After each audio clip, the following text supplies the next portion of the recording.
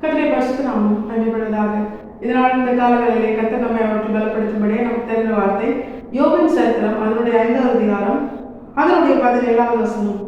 இதோ தேவன் தண்டிக்கிற மனுஷன் பாக்கியவான், ஆகையால் சர்வ வல்லவருடைய சிற்றையை அற்பமாக எண்ணாதிரும்.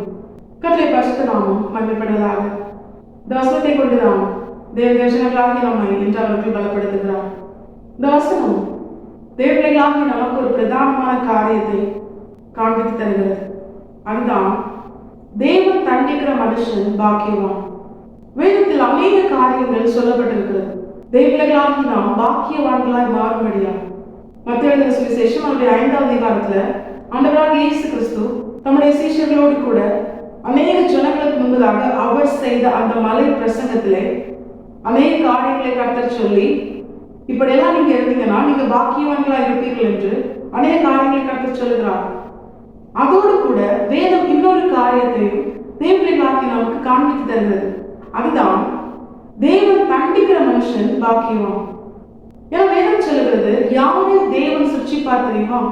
யாரை தேவன் தன்னுடைய பிள்ளைகளாக ஏற்றுக்கொண்டு அவர்களை நேசிக்கிறாரோ அவர்களுக்கு தம்முடைய வாக்குத்தத்தங்களை கொடுத்து அதை அவர்களுடைய வாழ்க்கையில் நிறைவேற்றி அவருடைய ஆசீர்வாதத்தை உயர்த்தி சர்வவல்லமையுள்ள தேவன் அவர்கள் வாழ்க்கையில் மகிமைப்படும்படியால் யாரை கர்த்தர் தாயின் கருவிலே உருவாக்கும் முன்னமே தெரிந்து கொண்டாரோ அவர்களைத்தான் தேவன் சிருஷ்டிக்கிறார்.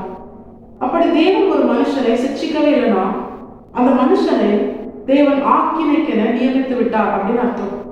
தேவர்களாகி நாம் இதை உணர்ந்தவர்களாய் இன்று நானும் நீங்களும் சின்ன சின்ன விஷயத்துல கூட கர்த்தரால் சிருஷ்டிக்கப்படுகிறோம் அப்படின்னா தேவர்களாகி நாம் சேஃப் ஜோன்ல இருக்கோம் அப்படின்னு அர்த்தம். தேவன் சிருஷ்டிக்கிற மனுஷன் பாக்கியவான். அப்படி சிருஷ்டிக்கலனா அவனை குறித்து வேசி பிள்ளை என்று வேதம் சொல்கிறது. அவன் கர்த்தருடைய பிள்ளை இல்லை. கர்த்தர் அவனை தமக்கென தெரிந்து கொள்ளவும் இல்லை. அது மாத்திரமல்ல, அவனுக்கு ஒரு ஆக்கினையை கர்த்தர் தீர்மானித்து விட்டார். அப்படிப்பட்ட ஒரு கேடுள்ள நிலை தேவர்களாகி நம்முடைய வாழ்க்கையில் வரக்கூடாதுதான் தேவன் நம்மை சிருஷ்டிக்கிறார். இதை நாம் அறிந்தோமேனால் நம்ம என்ன பண்ண மாட்டோம், சோர்ந்து போக மாட்டோம். அவங்கெல்லாம் தப்பு செய்யறாங்க, அவங்க வாழ்க்கையில் எந்த சிக்ஷையும் இல்லை, நான் இப்பதான் இந்த சின்ன விஷயத்தை செஞ்சேன் உடனே ஆண்டவர் என்ன சிருஷ்டிக்கிறாரே அப்படின்னு சொல்லி நம்ம என்ன பண்ணக்கூடாது, சோர்ந்து போகக்கூடாது.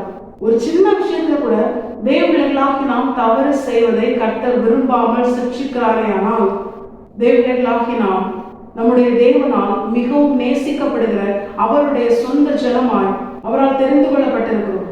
இது நாம் பெற்ற பாக்கியம். அதுக்காக என்ன பண்ணக்கூடாது, ஆண்டவர் நான் தப்பு செய்யும்போதுதான் சிருஷ்டிப்பாரு என்ன திருத்திடுவார் அப்படின்னு சொல்லி துணிகரமாய் மனமும் மாம்சம் விரும்புகிற பிரகாரம் கர்த்தருக்கு பிரியமில்லாத கர்த்தருக்கு விரோதமான காரியங்களை செய்யக்கூடாது. அது கர்த்தரை இன்னும் அதிகமாய் நாம் வேதனைப்படுத்துகிறோம் என்று அர்த்தம். அப்படி மறுபடியும் ஒரு மனுஷன் கர்த்தர் வேதனைப்படுவார் என்று அறிந்தும் தான் செய்வது தவறு என்று தெரிந்தும் மீண்டும் மீண்டும் தப்பு செஞ்சா நிச்சயமா என்ன பண்ணப்படுவான், கைவிடப்படுவான்.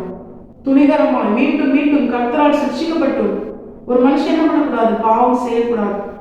ஒருவேளை தெரியாம செஞ்சா கர்த்தர் உணர்த்துவார். துணிகரமா செஞ்சா கூட கர்த்தர் சிக்ஷித்து திருப்புவார்.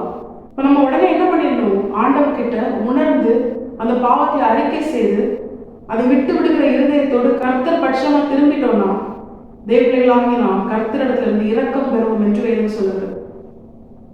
தேவர்களாகி நாம் இதை உணர்ந்தவர்களா துணிகரமான பாவங்கள் செய்யாதபடிக்கு மீண்டும் பாவம் செய்து கர்த்தரை வேதனைப்படுத்தாதபடிக்கு தெரிந்தோ தெரியாமலோ நம்ம ஏதாவது தப்பு செஞ்சிட்டோம்னா கர்த்தர் சிக்ஷிக்கும் பொழுது அந்த சிக்ஷையை நாம் அற்பமா எண்ணக்கூடாது.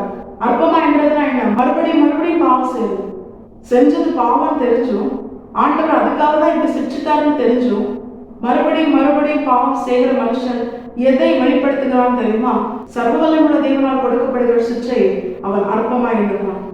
அப்படிப்பட்ட ஒரு பொல்லாத கிரியை நம்மிடத்திலிருந்து வெளிப்படாதபடிக்கு தெரிந்தோ தெரியாமல் ஏதாவது தவறு செஞ்சா ஆண்டவர் உணர்த்தினா, ஆண்டவர் சிக்ஷித்தா அதை அற்பமாய் எண்ணாமல் உடனே நம்ம என்ன பண்ணணும், அந்த பாவத்தை உணர்ந்து அதை அறிக்கை செய்து விட்டு விடுகிற இதயத்தோடு நாம் கர்த்தரிடத்தில் திரும்பினோமே ஆனால் கர்த்தர் மிகுந்த இரக்கத்தினாலும் கிருபையினாலும் நம்முடைய தயவை வெளிப்படுத்தும்படியா தேவன் நிச்சயமா நம்மை பாவமர கழுவி நம்மை பரிசுத்தமாக்கி நம்மை அவருடைய பிள்ளைகளாய் அவருடைய சொந்த ஜனமா இம்மையிலும் மறுமையிலும் கர்த்தரோடு கூட இணைந்து வாழ்கிற தேவ பிள்ளைகளாய் நம்மை மாற்றி முடிவிலே அவர் வந்து நம்மை அழைத்து செல்லும் வரைக்கும் நம்மை இந்த உலகத்தில் அவருடைய அன்பின் அடையாளமாக நிறுத்தி நம்மை உயர்த்தி சர்வவல்லமையுள்ள தேவன் நம்முடைய வாழ்க்கையில் மகிமைப்படுவது அதிக நிச்சயம். தேவபிள்ளைகளாகி நம்மை இந்த உலகத்திற்கு முன்பதாக பாக்கியவான்களாய் அடையாளப்படுத்தி நிறுத்துவதும் அதிக நிச்சயம்.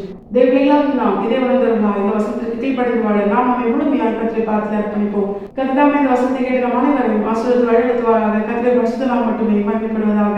மாரநாதா இயேசு வருகிறார். ஆயத்தமாகவும் பிறரை ஆயத்தப்படுத்துவோம். ஆமென்.